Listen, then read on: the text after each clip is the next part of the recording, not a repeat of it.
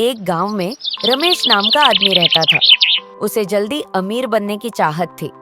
वह कभी मेहनत नहीं करता था, लेकिन चाहता था कि उसे बिना किसी मेहनत के बहुत सारे पैसे मिल जाए और वह अमीर बन सके।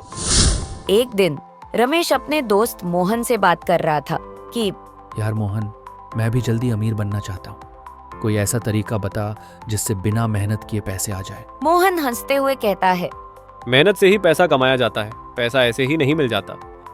ये सब बातें सुन के रमेश वहाँ से नाराज होकर चला जाता है। रमेश एक दिन बाजार में घूम रहा था, तभी उसे एक तांत्रिक मिलता है। तांत्रिक रमेश से कहता है, मैं तुम्हें अमीर बना सकता हूँ। रमेश हैरान होकर कहता है, सच में बाबा, लेकिन कैसे? तांत्रिक कहता है कि बस एक शर्त है, तुम्हें हर रोज किसी जरूरतमंद की मदद करनी होगी और बदले में तुम्हें हर दिन सोने का एक सिक्का मिलेगा। रमेश खुश हो जाता है और तुरंत हाँ कर देता है। अगले दिन से रमेश जरूरतमंदों को खाना खिलाने और उनकी मदद करने लगता है। उसे सच में हर दिन एक सोने का सिक्का मिलने लगता है। रमेश के पास धीरे धीरे बहुत सारे सोने के सिक्के इकट्ठे हो जाते हैं। अब रमेश और ज्यादा लालच करने लगता है।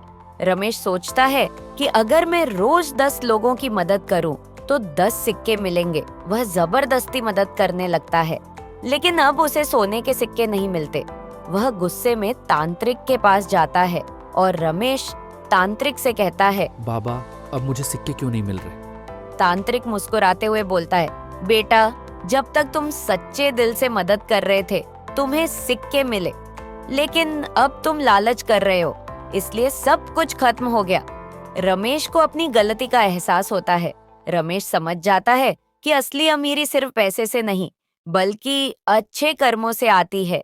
लालच करने से कुछ नहीं मिलता, लेकिन सच्चे दिल से की गई मदद हमेशा फल देती है।